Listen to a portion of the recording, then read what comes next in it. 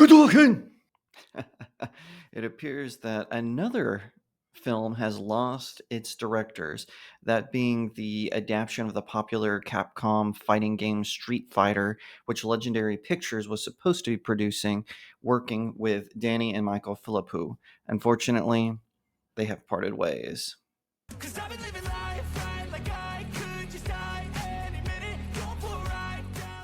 Hi everyone, my name is Jacob Berry. Welcome to the StudioJake vidcast, where I talk about all things pop culture. Be sure to like, share, and subscribe. Don't forget to ring that little bell if you're watching on YouTube, and of course, consider becoming a channel member. All right, so what's going on here?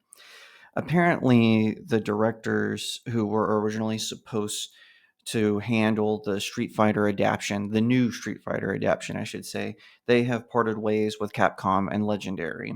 So this is according to the Hollywood Reporter, so take it with a grain of salt, but here's what they say. The streets are empty for Danny and Michael Philippou. I hope I'm pronouncing that correctly. Please let me know in the comments if I am not. The Australian twin filmmaking duo behind last year's surprise horror hit Talk to Me are no longer working on Street Fighter, Legendary's future adaptation of the classic video game from Capcom. Scheduling is partly to blame, according to sources. Legendary and Capcom were hoping to begin sooner than later. The twins, however, shifted focus to Bring Her Back, which reteams with their Talk to Me studio A24. That project, which will star Sally Hawkins and Billy Barrett, begins shooting later this month in Australia. Street Fighter is now looking for a new filmmaker. Street Fighter is one of the most enduring video game franchises of all time. It began life with the 1987 arcade game Street Fighter and set a high watermark for arcade fighting games with Street Fighter II. The game released in 1991, with the first to offer a choice of characters and fighting techniques, revolutionizing one-on-one play. All right, and since Street Fighter has come out, they had a 1994 movie starring Jean-Claude Van Damme, which is super cheesy. I don't know how that movie even got made. I don't get the big hype around Jean-Claude Van Damme. He's good for what he does, but when he tries to get outside of his range, he's not that great. And also, his fighting record's not that impressive.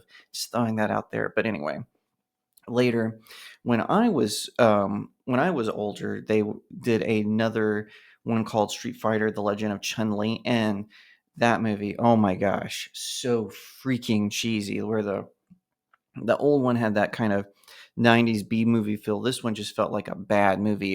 There was a lot of around that time there was a lot of video game adaptations popping up. There was a King of Fighters one, which was good until they introduced Terry Bogard, who they completely ruined his character.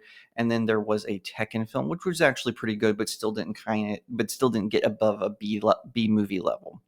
So all that to say, I would love to see a full-on Street Fighter adaptation, whether they decide to do the tournament route where Ryu, Ken are entering a tournament, hosted by M. Bison, Guile and Cammy are there undercover with Chun-Li, and then of course Bison has all the usual suspects like Vega at his side. I think that would be fantastic.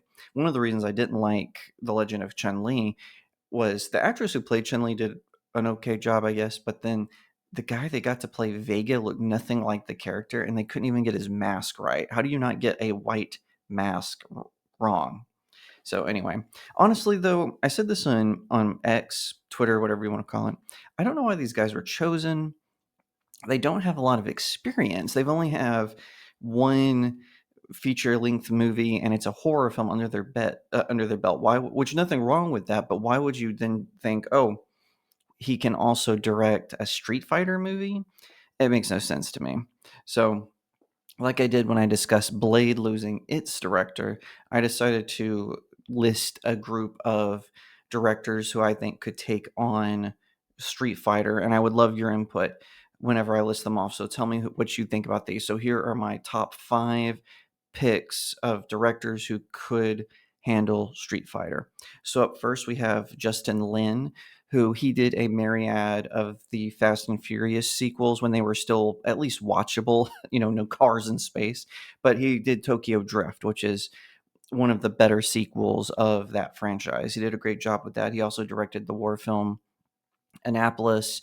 He's an overall pretty good director. I mean, he's not perfect. He's certainly no visionary, but I think that he is a good director, and I think he could take on the Street Fighter franchise.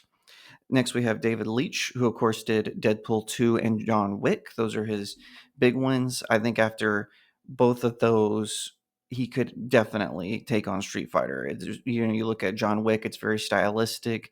It's got really great fight scenes, which I'm sure that was because of their fight coordinator, but still, he did direct them. And the same is true of Deadpool 2, right? It's a fan favorite. It's considered one of the best sequels of a Marvel franchise. So yeah, I would love for him to hop on and handle Street Fighter.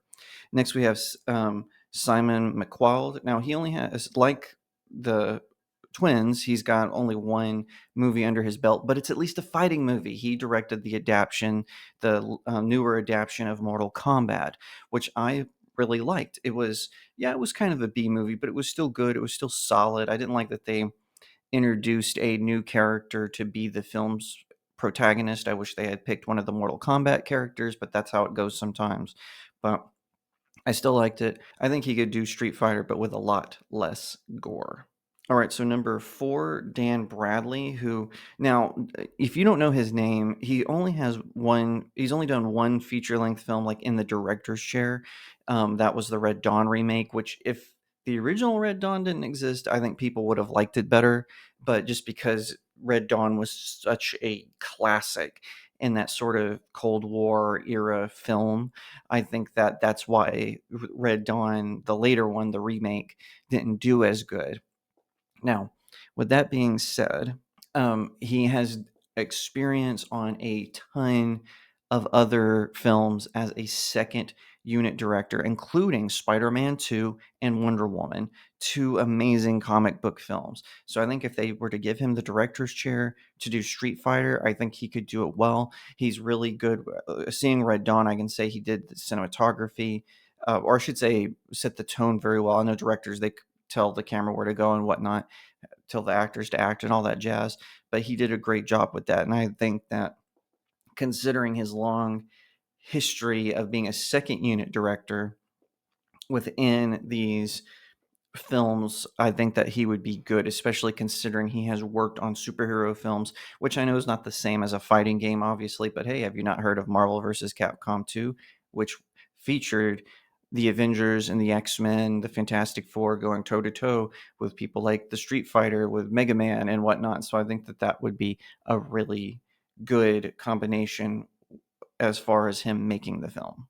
Okay, last but not least, and I know some of you are going to roll your eyes, but Michael Bay. Why not? Michael Bay has done these kinds of films. He's done Transformers, more on the casual side, but then he's also done, highbrow films like 13 Hours.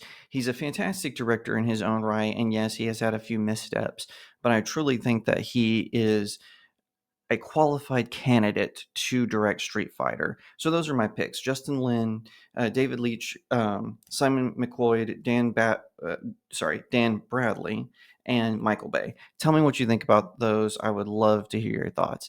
And this is another one. I hope they don't overcomplicate it. Street Fighter is a very simple film. Like I said, M. Bison is holding a martial arts tournament somewhere where law enforcement can't get to him, and so um, he is thinking he's going to recruit all these people into his organization. So the U.S. government sends Guile, the British government sends Cammy, Interpol sends Chun Li, and Ryu and Ken just happen to be there because they want to be involved in the tournament. And it would be a great way. You could even sneak in a Kuma cameo, maybe in the post-credits scene. That's all there is to it. I don't. Hopefully, they won't try to over complicate it and just do a great fighting tournament style film. That is where the money is.